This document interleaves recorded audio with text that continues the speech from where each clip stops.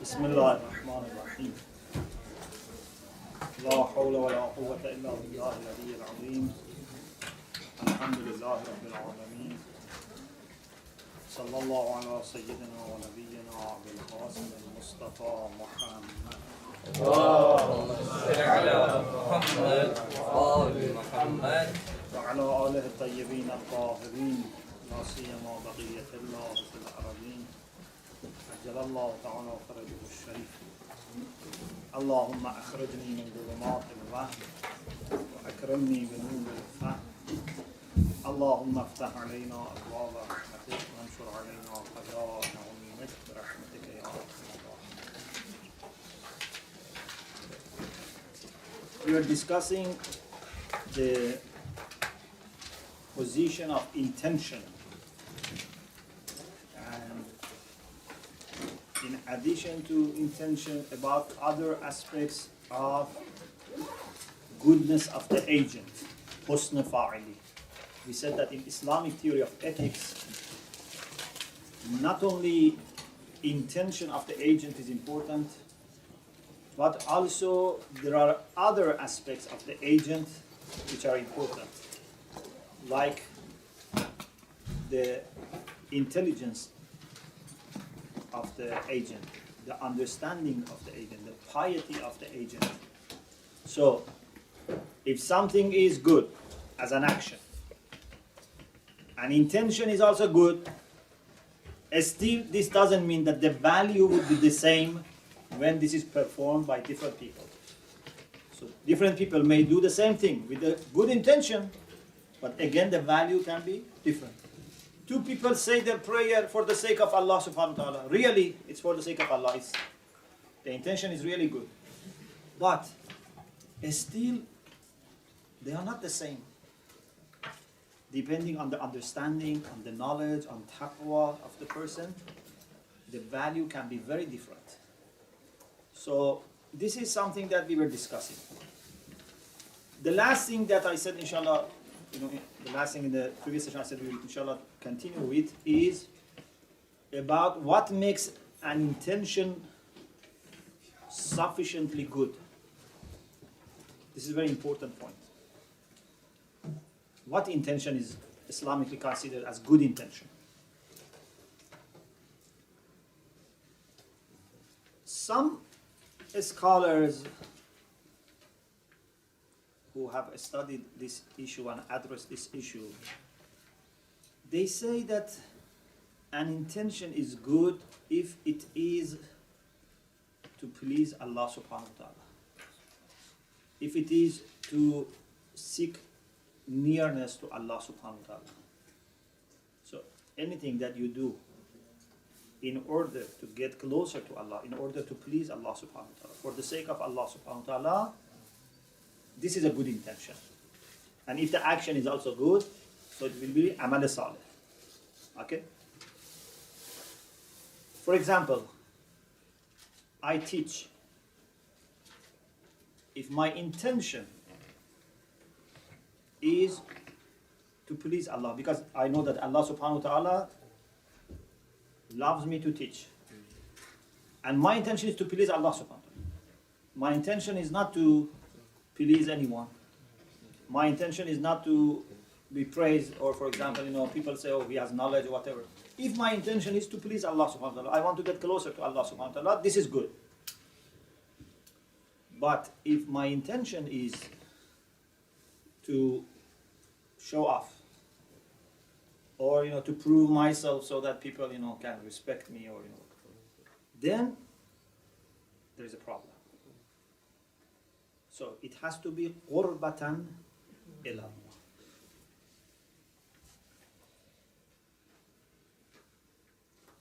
Some scholars have said that anything which is not done qurbatan ila Allah has no value. Some great contemporary scholars have said this. And the literal meaning of what they say is this. Maybe they mean something that, inshallah, we are going to say. But what they have said and written is this, that only qurbah ilallah, seeking closeness to Allah, is accepted. Anything lower than that is not valid. For example, I see a poor person. I feel sad that this person is poor. I give him some money. I give him some food, some dress. My intention is to help this poor person out of sympathy. I don't want to show off. Okay? I don't want to show off. There is no riyah. But at the same time, I don't want to please Allah subhanahu wa ta'ala. I'm just helping. They say this has no value. Because this is not for the sake of Allah. Of course, as I said, this is the literal meaning of what they say. Maybe they mean something else, which is the idea that I'm going to explain. But they have said this, that the bottom line is غُرْبَةً إِلَى اللَّهِ. If it is not غُرْبَةً إِلَى اللَّهِ, it's not accepted. It's not valid. Those who do غُرْبَةً إِلَى اللَّهِ, they themselves have different levels. But the minimum, the bottom line is to be only for the sake of Allah subhanahu wa ta'ala.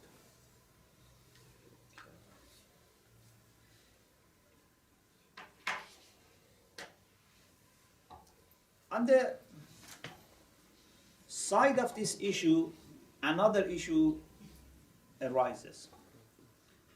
And that is about the people who have no faith.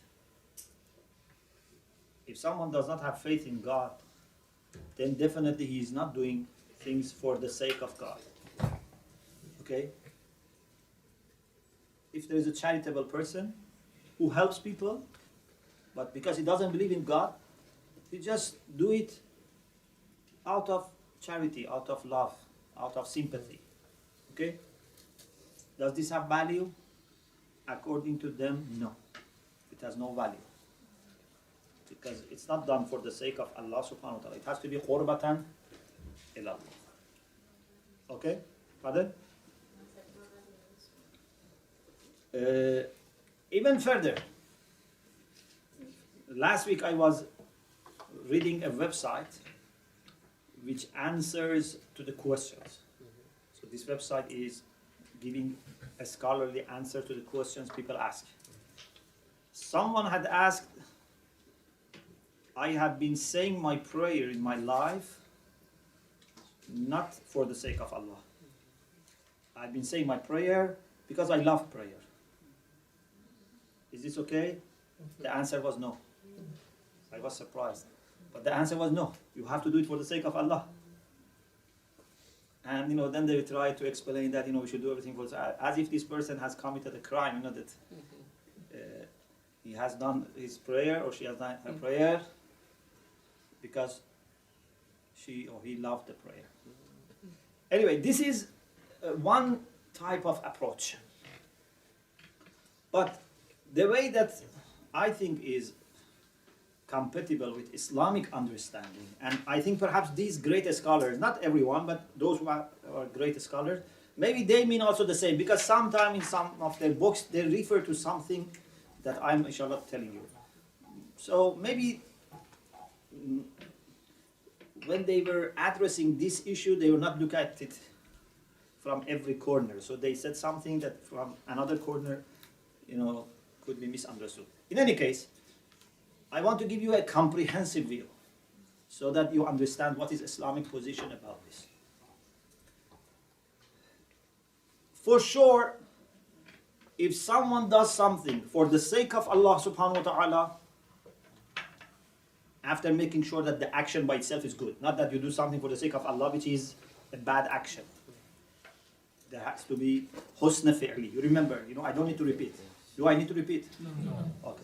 So, if on the top of being a good action, he wants to do this for the sake of Allah subhanahu wa ta'ala, to please Allah subhanahu wa ta'ala, for sure this has great value. Someone who does the things for the sake of Allah, this has great value. And this is also what qualifies you for going to heaven. if someone does all the good things but does not believe in Allah subhanahu wa ta'ala,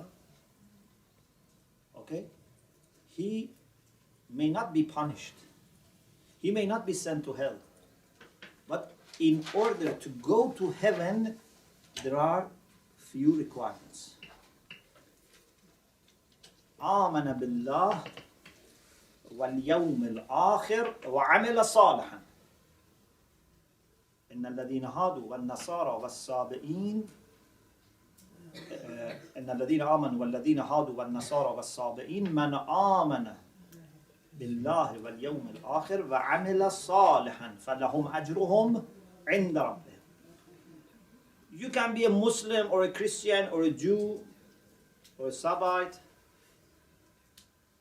but if you have faith in God, one God, okay, God of Abraham, God who is the creator, and you have faith in the hereafter, and you do righteous deeds, you can expect your reward from God.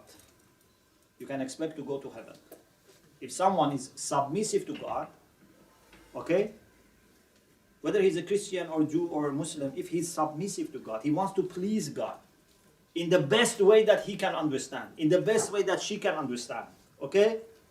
It's not that he says, I follow this religion because I am more comfortable with this. I follow this religion because this is what I have been brought up with. No. He or she really wants to please Allah subhanahu wa ta'ala, but to the best of his knowledge, this is what makes Allah most happy. Okay? So he can be a Jew, he can be a Christian, he can be Muslim. As long as there is such submission to God, that person can go to heaven. Okay? This is one point. So the requirement for going to heaven is this: to have faith in God and the hereafter and do righteous deeds. But if someone has good actions and good intention, and I mean by good intention, doing things out of moral consciousness, out of love, out of charity, you don't want to show off, you don't want to gain anything worldly. Like Hatam Ta'i. Hatam Ta'i lived before Islam. He was a mushrik. He was a pagan. Yeah? He didn't do anything for the sake of Allah because he didn't believe in Allah. But he was not a person who was showing off. He was genuinely, a generous person, genuinely loving people, helping people. Okay? There was love in his heart.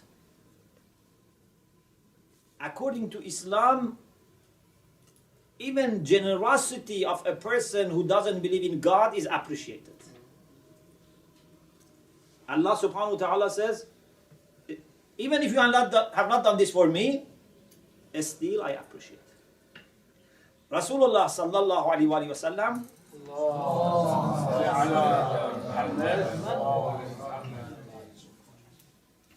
for the sake of Hatam Ta'i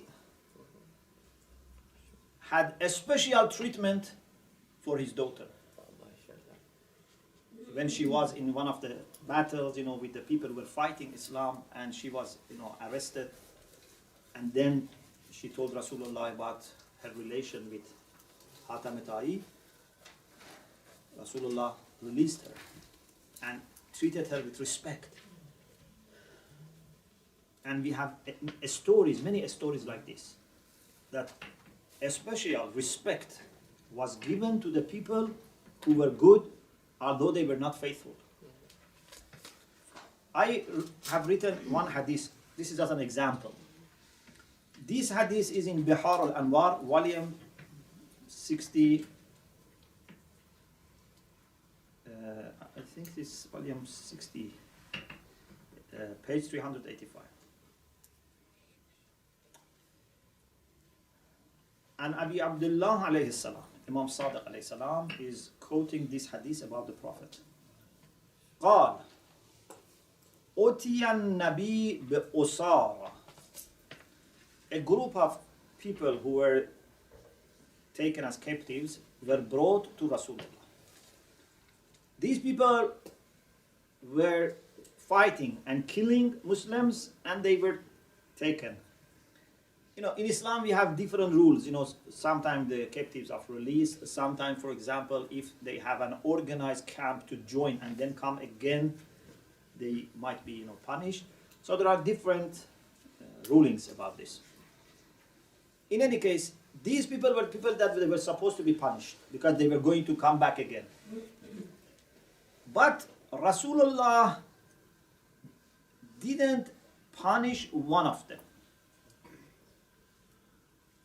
فقال الرجل بأبي أنت وأمي يا محمد. O Muhammad, may my father and mother be your ransom. كيف أطلقت عني من بينهم? Why you released me only? What was different? فقال أخبرني جبرائيل عن الله عز وجل. Jibreel brought me a news from Allah, informed me on behalf of Allah subhanahu wa ta'ala, أن فيك خمس خصال. You have 5 qualities. يحبه الله عز وجل ورسوله. You have 5 qualities that God and His Messenger love. When there is a good quality, it doesn't matter who has this quality, it still is loved. Of course, it matters as a matter of how much it is loved. Okay? But it's not that if he is not a mu'min, so it's not loved. It's not that 2 persons who are kafir, but one is very generous, one is, not generous. They are the same? No. A kafir who has a good quality is better than a kafir who has no good quality. Okay? Unfortunately, those scholars who are not very clear in their language, they say it's useless. When there is no niyyah of ghurba, it's useless. I am saying no, it's not useless. It makes a big difference. Yes, it's not as good as the one who does for the sake of Allah, but it's not useless. So, Rasulullah said, Jibreel informed me on behalf of Allah that there are 5 qualities in you that Allah and His Messenger love. One is al-ghayratu shadida ala haramik. You are a person who has ghayra. Ghayra is difficult to translate into English, but sometimes I say maybe it's a good translation is a supportive jealousy. Okay? So you are jealous about your, for example, wife or daughter, but as a kind of support. Okay? If you know any better other term in English, you can tell me. Ghayra. Protective jealousy. Or protective, you're supportive in this area. But it's jealousy, a kind of jealousy. Because some people say just jealousy, but it's not very clear. So it should be protective, supportive, yeah. So one is that you have this quality, good quality. It's good quality, yeah? You protect your wife, your daughter, your sister, your mother. 2, wasakha. You have generosity. This person is killing Muslims, but Rasulullah says, we appreciate that you are generous. Look at this. This is very important. It's a person who has come to kill Muslims, but the generosity of this person is a good quality that Allah appreciates. وَحُسْنُ الْخُلْقِ. You have good temper, good naturedness, good akhlaq. You are kind, you are nice with people, you are not rash. حُسْنُ الْخُلْقِ. وَصِدْقُ اللِّسَانِ. You are truthful, you don't tell lies. وَالشَّجَاعَةِ. And you are brave. It's amazing. Bravery of a fighter against Islam is appreciated.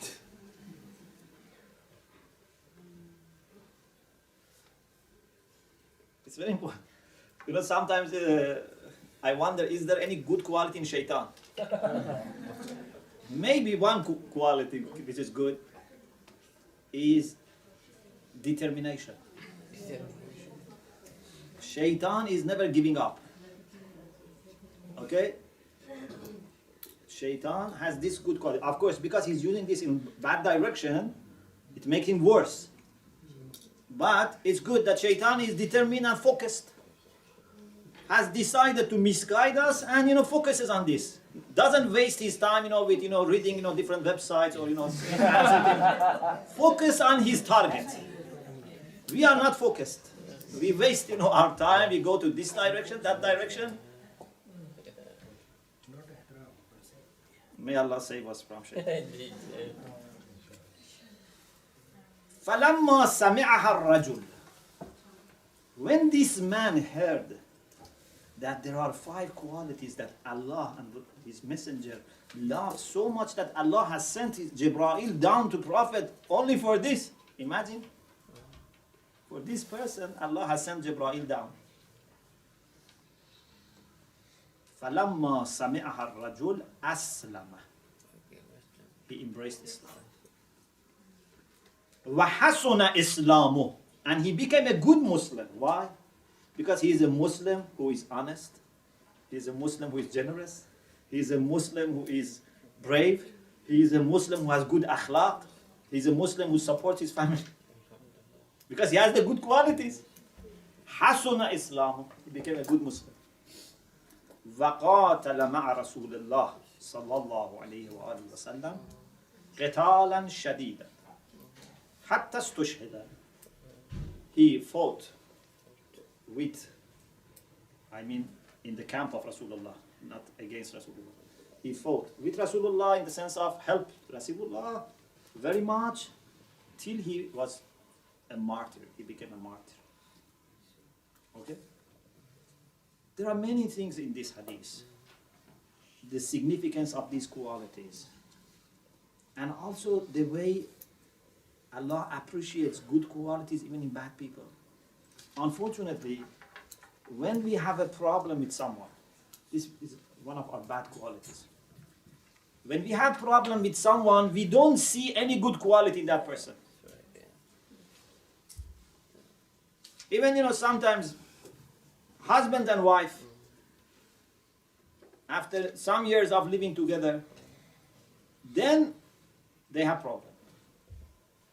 Then they say to each other, I see nothing good in you. You have not done anything good for me. How is it possible? I don't think there is anyone in dunya that has not a single good quality. Even we are looking for good quality for shaitan. So anyone has a good quality.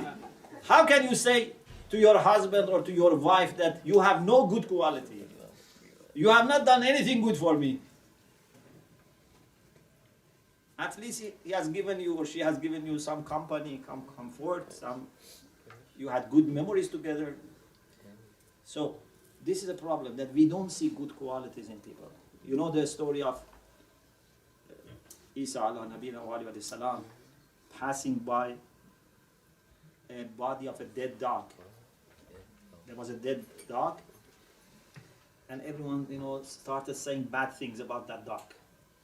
It smells bad, it's ugly, it's dirty. And Isa alayhi salam said, what a white teeth it has. So Isa is able to find good quality in a dog, which is najas, and now it is dead. And now it smells.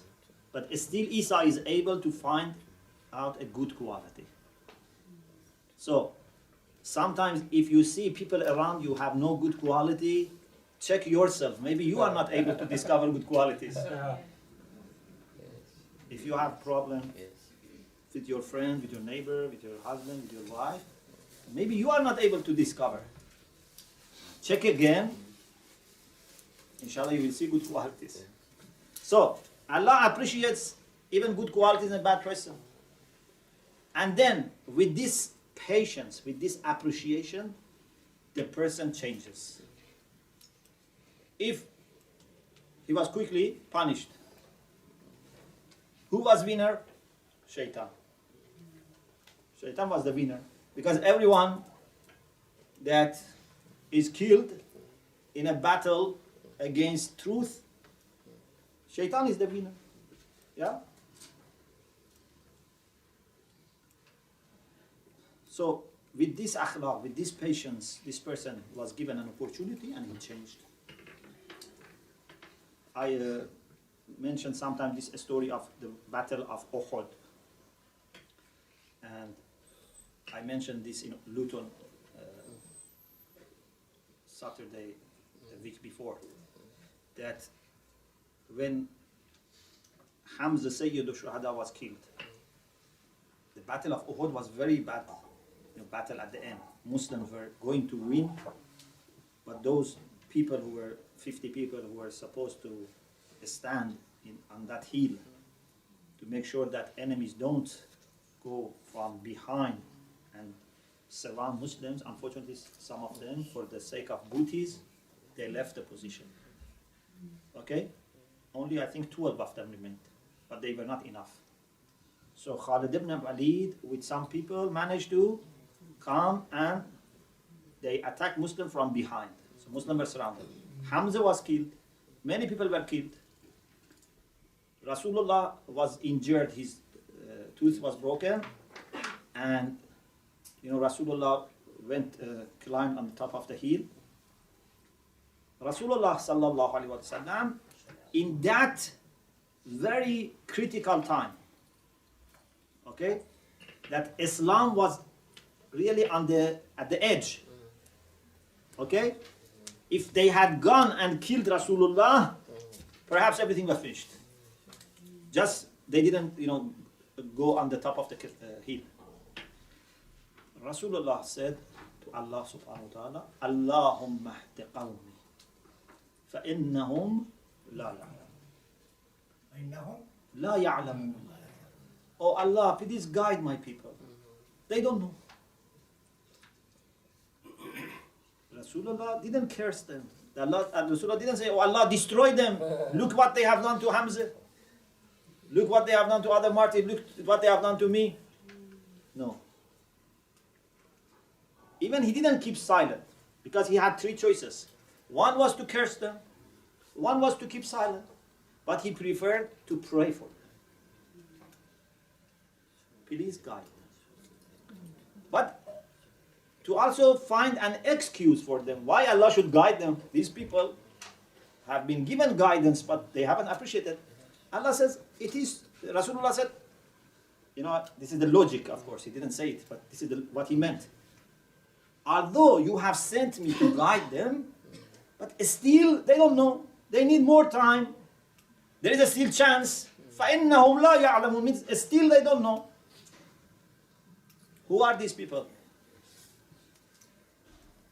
These people have not come from Mars, from another planet. They have not come from another continent. These are the people from Mecca who know Rasulullah, who know his father, grandfather, everything. Even before he became Rasulullah, they knew that he is Amin. Yeah? For 40 years, they knew that he's Amin. Then 13 years in Mecca, he was preaching them, guiding them. They didn't accept. Now few years in Medina, okay? After all these years of knowing Rasulullah and hearing to his message, okay? Still Rasulullah says, فَإِنَّهُمْ لَا يَعْلَمُونَ. Still they don't know enough. So Rasulullah is finding an excuse for them. Many of those people later became Muslims. This was the situation. Many of the people were going to the battle against Islam. Later they became Muslims. With the patience of Rasulullah, afterwards they became Muslims. To the extent that no non-Muslim remained. Everyone became Muslim. If Rasulullah was, saying, okay, everyone who has taken part in any battle against Muslims has to be killed. Even Abu Sufyan was forgiven. Rasulullah didn't say, okay, I forgive everyone, but I don't forgive you because you were the head of the Quraysh. Not only Rasulullah forgave him, but also Rasulullah said that everyone who goes to the house of Abu Sufyan is also safe. Everyone who goes to Kaaba is safe. Everyone who goes to the house of Abu Sufyan is safe. This is akhlaq of Rasulullah. This is rahmatun lil alam. So, this patience is very important. This giving people opportunity. If you have problem with your husband and wife, okay? Rasulullah had problem with these people after 55, 56 years. Still he says they don't know. So wait with your husband and wife for some 50 years and say, he doesn't know. She doesn't know. After that, still there is chance. Never say, no, this person is so bad. How much you have tried? How much you have given opportunity? How much you have showed unconditional love? Unconditional love. Because, you know, love has fragrance. Genuine love. There are genuine love and there is, you know, the love that is not genuine. For example, I give you food now. Why? Because tomorrow I expect you to give me food. This is love. I give you food, but this has no fragrance. This is like artificial flower.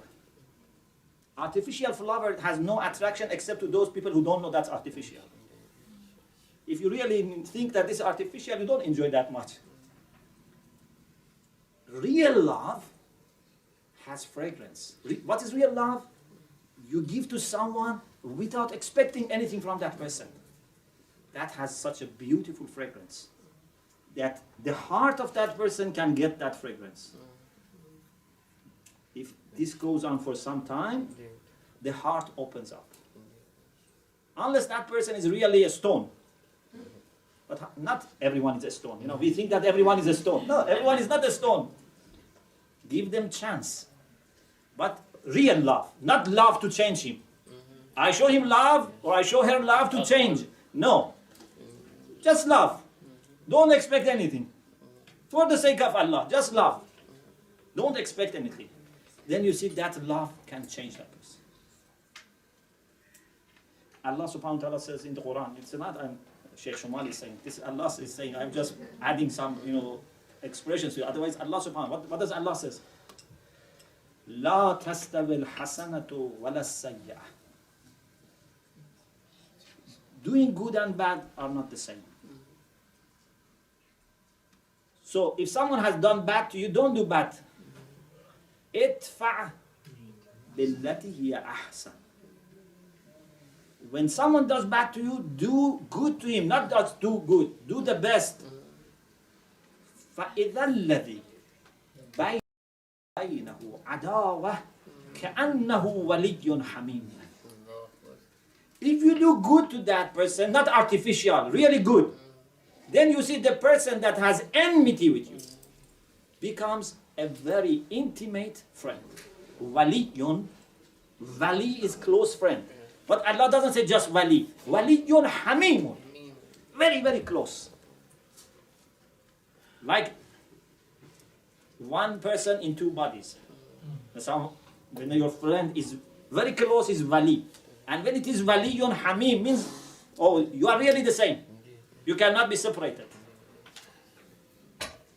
This is for the people who have done bad to you.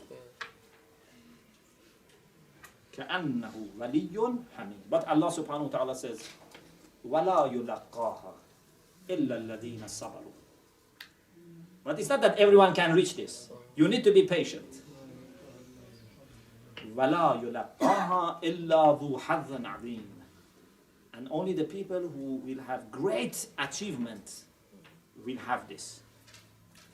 So this is your real harvest, real achievement in life. To be able to show genuine love to people, especially the people who have shown enmity to you. Okay? This is not easy, but nothing great is easy. If someone says, you know, you can become a very great person by doing easy things,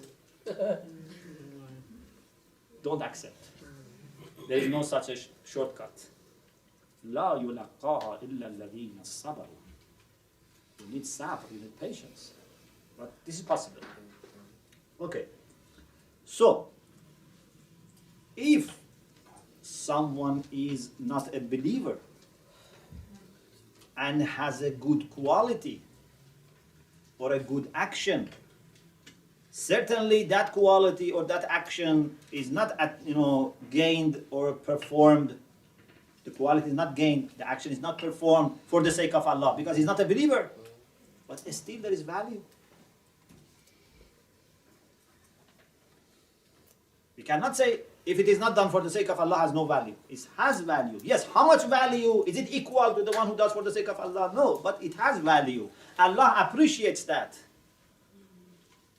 Man ya'mal mithqala dharratin khayran yarah. Not only mu'minin, man, everyone, whoever. If a kafir helps a bird, this is appreciated. If a kafir gives water to a thirsty dog, it's appreciated. Man ya'mal mithqala dharratin khayran yarah. Because what is important is, as a quality or as an action, you have to get rid of your ego and selfishness. When you do something out of love, out of charity, this is appreciated by Allah subhanahu wa ta'ala. You know, Islam very much praises parents. Yeah? Parents are very highly regarded in Islam. Even to the extent that Allah subhanahu wa ta'ala says, قَضَى رَبُّكَ أَلَّا تَعْبُدُوا إِلَّا إِيَّاهُ وَبِالْوَالِدَيْنِ إِحْسَانًا. Kindness to parents comes right after Tawheed. Okay? Even if your parents are kafir, still you have to be kind, but وَإِنْ جَاهَدَاكَ عَلَىٰ أَن تُشْرِكَ بِهِ مَا لَيْسَ لَكُمَا بِهِ. I just confused. Maybe I'm misreading. Something like this. إِنْ جَاهَدَاكَ عَلَىٰ أَن تُشْرِكَ بِمَا لَيْسَ لَكَ بِهِ عِلْمٌ فَلَا تُطِعْهُمَا. Yeah, if Allah forgives me if I misrecited. So, if they try to make you do something against the will of Allah, like shirk, like sins, don't obey them. Okay, this is the only exception. You have to listen to your parents. If your father says do something which is not haram, you have to do it. Whether your father is Muslim or not. Okay, you have to listen. But my question is, how many parents have decided to have children for the sake of Allah? Even among mu'mineen. How many women became pregnant for the sake of Allah? Many of them, they become mother and pregnant and they have children out of their interest in having a child. They want to be mother. Yeah? When a mother, looks after her baby, feeds the baby, does lots of, efforts for the baby, it's not necessarily for the sake of Allah. First of all, because some mothers are not mu'min at all. Still they have love for their children. Even those mothers who are mu'min, they are not necessarily always thinking of doing this for the sake of Allah. Of course, there are people who do for the sake of Allah. Every time they make wuzu, they make intention. But I'm just saying, it's not that every mother is like that. But this doesn't make difference in the sense that we say, okay, for those mothers who married for the sake of Allah, then became pregnant for the sake of Allah, then, looked after their baby for the sake of Allah, there is value. The other is useless. No, this is not Islam. Islam says every mother is respected. Even a mother who has no faith is respected, is loved. Why? Because a mother, by definition, is not selfish. This is the beauty of being a mother. A mother is not selfish. As soon as you are not selfish, you are close to Allah subhanahu wa ta'ala. Maybe as a wife you are selfish. So then in that side you are not close. But as from this corner that you are not selfish, you are close to Allah. So sometimes from one aspect we are close from. It's impossible, I think, to be a mother and be selfish with respect of motherhood. Otherwise, you cannot be a mother. Fathers are not exactly the same. Fathers sometimes can be selfish. Sometimes, and to some extent. No, because even fathers, they do some sacrifice, they do efforts, but it's not equal to mothers, generally speaking. Maybe some fathers are more, selfless than some mothers. But I'm saying, generally speaking, to be mother means by nature, by definition, necessarily, you have to be empty from ego, from this perspective. If our sisters were mother from every aspect, if with their husband they could be like mother, with their sister, brother, everything, it means that just to be love. Then that's the time that you are in maximum closeness to Allah subhanahu wa ta'ala. If you can be like mother with your father, like Lady Fatima, Ummu Abiha. Yeah? So she was not only mother for her children, she was mother for her father. What does it mean? Think about it. When you are mother for your father, what does it mean? When you are mother for your brother, what does it mean? It means that you show love, support, care without expecting. Okay? This is mother. So, mother, because has such nature, is appreciated in Islam. To the extent that we say, Al-Jannatu tahta aqdamil ummahat. What does it mean, Al-Jannatu tahta aqdamil ummahat? Heaven is under the feet of women. No, what does it mean?